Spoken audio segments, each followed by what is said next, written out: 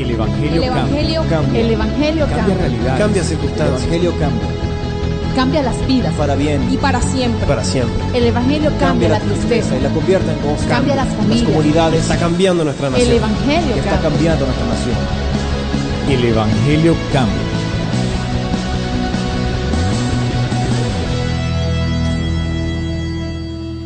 Bueno, así es, el Evangelio cambia, está cambiando con las vidas, está cambiando nuestro entorno, está cambiando el ambiente allí en su hogar. Ese es mi sentir, es una realidad, el Evangelio cambia los corazones de las personas. Cuando uno se acoge a la palabra, cuando uno la alberga en su corazón. Recuerdo siempre predicar acerca de la parábola del sembrador, cuando Cristo hace énfasis en esa enseñanza. Él dice que salió el sembrador a sembrar la semilla. Parte de la semilla cayó junto al camino. Vinieron las aves del cielo, la comieron y hasta ahí fue la semilla. Sale el sembrador a sembrar y dice que parte de esa semilla cayó entre pedregales, que no tuvo raíz y no pudo crecer. Hasta ahí llegó la semilla. Y que parte de esa semilla cayó entre espinos, que tampoco pudo dar fruto porque se ahogaron. Bueno, en fin. Pero en última dice el Señor en esa parábola del sembrador, ¿cierto? El que tiene oídos para oír, oiga lo que el Espíritu le está hablando y nos está hablando. Cayó en buena tierra y dio fruto al 30, al 60 y al 100 por uno, ¿cierto? ¿A qué se refería? ¿Cuál es esa semilla? La semilla es la palabra de Dios. ¿Quién es el sembrador? El sembrador es el que la predica, ¿cierto? Así de sencillo. ¿Quién es el que viene y roba las cosas del corazón del hombre? Pues el maligno. El de junto al camino son corazones duros que, bueno, la escuchan pero no les interesa.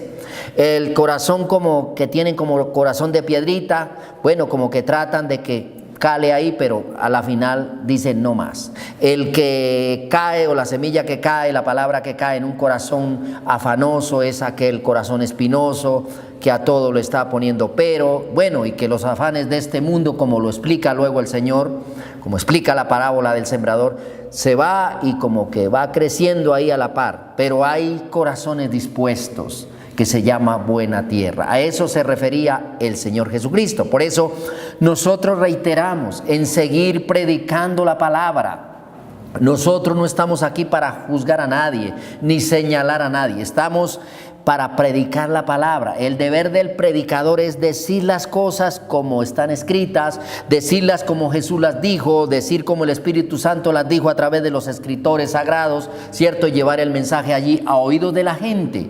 Nosotros llevamos el mensaje a oídos de la gente, Dios se encargará de llevarlo allí al corazón de cada uno, a través de algo que se llama revelación. Entienda eso. Revelación es algo que usted recibe como algo sobrenatural, que usted lee aquí la palabra, se levanta, mira el ambiente de su entorno y dice, esto no es de Dios, esto sí es de Dios, esto no es de Dios. Así es.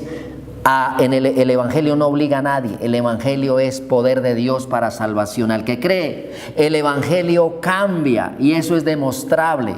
Las personas que han llegado a Cristo son personas diferentes, que vienen de un ambiente adverso, un ambiente muchas veces sutil, un ambiente horrible. Y vienen y Dios los cambia, el Evangelio cambia. Por eso nosotros enfatizamos siempre en lo que dice la Santa Palabra. Hay que llenar la gente es de Dios, llenarla, a que ellos aprendan a recibir el alimento espiritual. Por ahí es que el hombre busca a Dios, por ahí es que el hombre encuentra a Cristo, por ahí es que el hombre descubre tantas cosas que están aquí en la palabra de Dios. Nuestro invitado en esta hora se llama el Espíritu Santo.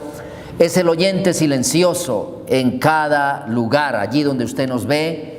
Es el invitado especial acá, a esta mesa de trabajo, a este atril desde donde transmitimos este programa bello que se llama El Evangelio Cambia.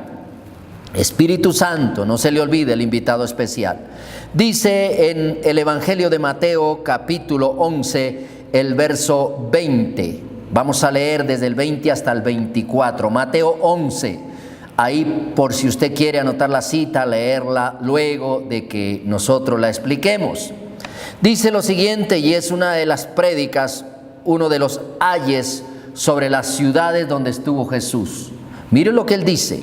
Entonces comenzó a reconvenir a las ciudades en las cuales había hecho muchos de sus milagros.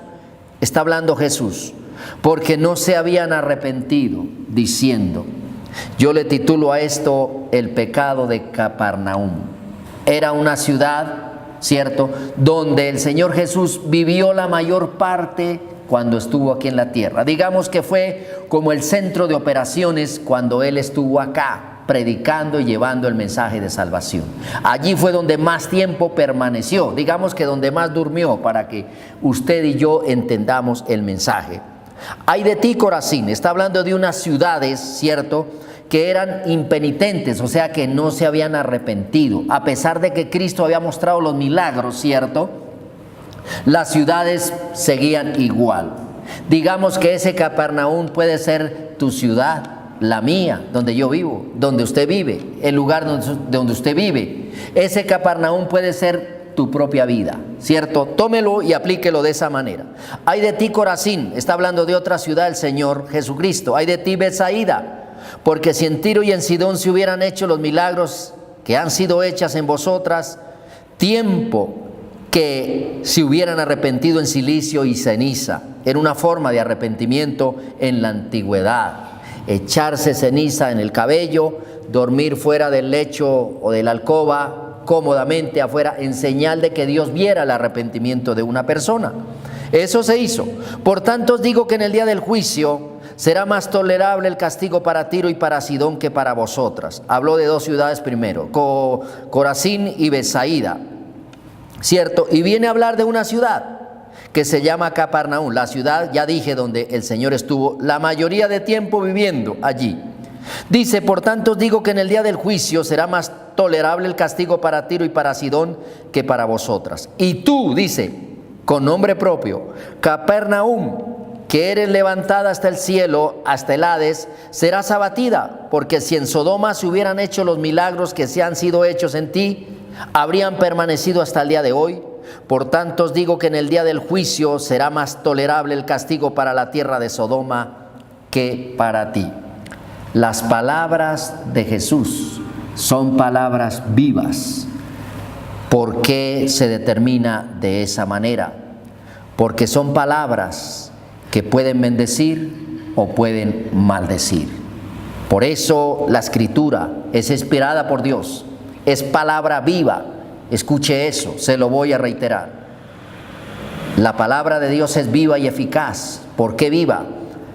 Porque puede salvar o puede condenar, ¿cierto? Se determina también como la espada de dos filos.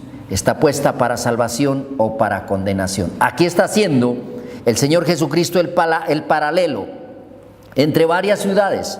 Y se refiere a Capernaum. Cuando yo leí esto, y yo siempre leo esto, el Evangelio de Mateo, capítulo 11, verso 20 al 24, digo, pero si Él vivió en esa ciudad e hizo los mayores milagros, ¿por qué la gente no se convirtió a Él?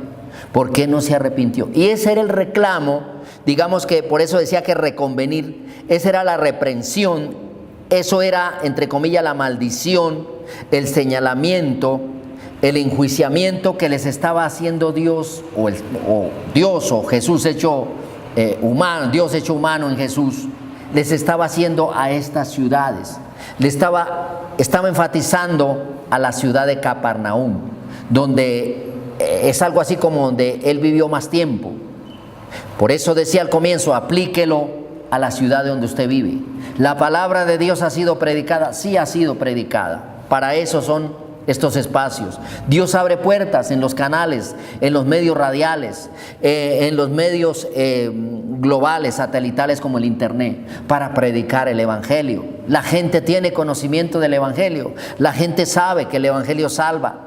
La gente sabe que el Evangelio cambia, como se llama este programa. Allí estaba diciendo Jesús esa palabra o esas palabras vivas, sobre todo a esa ciudad donde Él vivió más tiempo, diciéndole, oiga, si en Sodoma y en Gomorra se hubieran hecho los milagros que yo hice en Capernaum, mire, todavía habían permanecido, Dios no las había destruido. Eso es lo que yo entiendo, ¿cierto?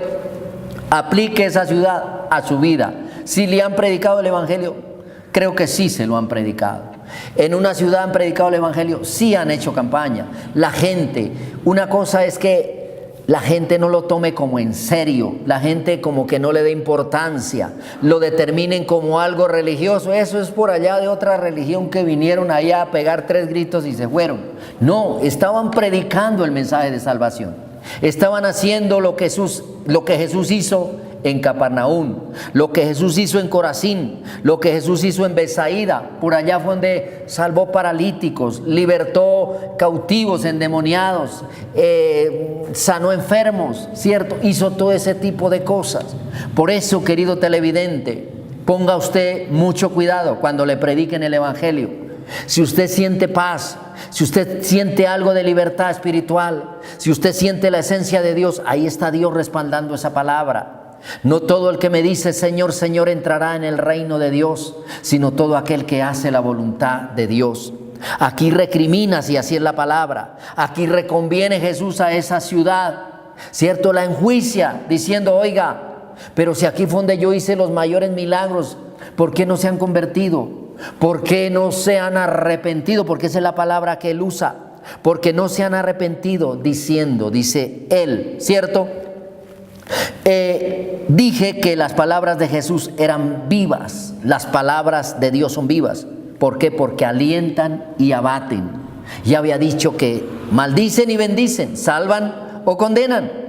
Por medio de 3 cosas ha sido engañada la humanidad, doctrinalmente hablando, por medio de palabras, por medio de acciones y por medio de espíritus. La gente, la humanidad ha sido engañada.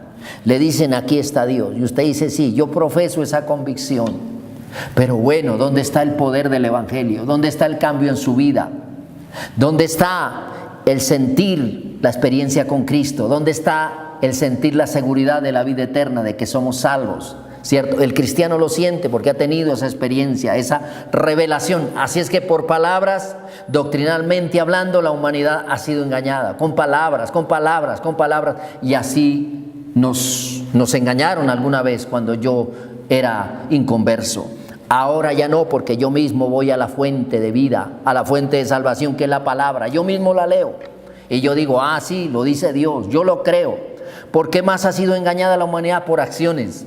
Manifiestan unas cosas teatrales, unas pantomimas, y la gente corre allá por multitudes. Y muchas veces ni siquiera Dios está ahí. Un espíritu de hipnotismo, un espíritu de mentira, un espíritu de falso milagro hace que la gente vaya con romerías allá, pero en realidad Dios no está ahí. Por eso uno mismo tiene que darse cuenta, y uno dice, bueno, eso lo hizo Jesús, eso lo predicó Jesús. Bueno, el pecado de Capernaum, ¿cuál era? No haberse arrepentido. Yo muy difícilmente puedo creer que una persona tenga a Cristo cuando sigue pecando, cuando sigue llevando una vida desordenada. O sea, muy difícilmente lo voy a creer, casi que le digo que no lo creo, porque ya en mi vida yo lo experimenté. Yo estuve primero en el ambiente religioso y después estoy en el ambiente cristiano, y no lo cambio por nada, porque esto es vida, el evangelio es vida, el evangelio es cambio. El evangelio le cambia lo que sea al ser humano. Es la fórmula de Dios desde el cielo para cambiar a la humanidad. ¿Por qué más ha sido engañada la humanidad? Dije que por palabras, acciones y espíritus. Ya lo reiteré, ya lo dije. Vengan aquí, que aquí está Dios. Casi que le digo a usted, querido televidente, que en cada congregación, en cada local donde diga iglesia, usted entra y tienen su cuento. Alguna vez predicando yo dije, mire, dentro de una iglesia verá que allá tienen su cuento, así sea una religiosa, así sea la común, allá tienen su cuento. Dentro aquí, ahí tienen su cuento. Dentro allí, ahí también tienen su cuento. ¿Y qué hay de lo que enseñó Cristo? ¿Qué hay de lo que dice la palabra? ¿Qué hay de lo que realmente el Espíritu Santo le quiere transmitir y llegar a usted al corazón con un mensaje sagrado, con un mensaje revelativo? Oír la palabra de Dios. De oír la palabra de Dios depende que yo me salve o que yo me condene. Mire eso, que yo tenga la paz o que yo tenga el conflicto en mi propia vida, que yo tenga la felicidad o que tenga la desgracia. Miren lo sencillo que es llegar a Cristo. Bueno, como el tiempo avanza y corre, le dejo esa inquietud. Aplique esta lectura, esta enseñanza a su propia vida. Que no sea Capernaum. aquí en el texto, que sea su propia vida, que sea su propia ciudad natal o donde usted viva, donde usted trabaje, donde usted se desenvuelve a diario.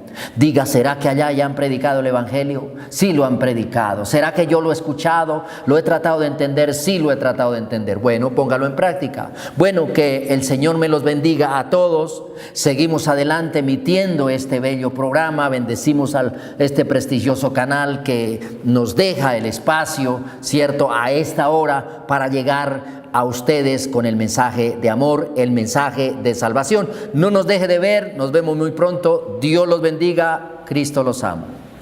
El Evangelio cambia realidades. Cambia circunstancias. El Evangelio cambia. cambia las vidas para bien y para siempre. Para siempre. El Evangelio cambia la tristeza y la convierte en gozo. Cambia las familias. Las comunidades. Está cambiando nuestra nación. El Evangelio Está cambiando nuestra nación. El Evangelio cambia.